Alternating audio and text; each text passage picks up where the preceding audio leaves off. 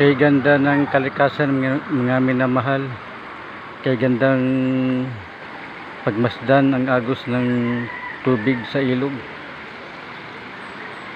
Nakakapagpawala ng stress mga minamahal.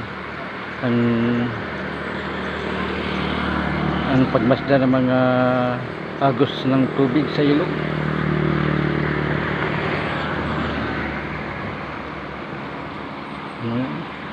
Napakagandang kalikasan mga minamahal. Malaking puno,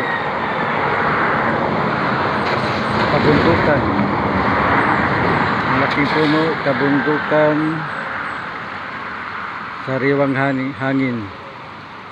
Yun ang diferensya dito sa probinsya kaysa sa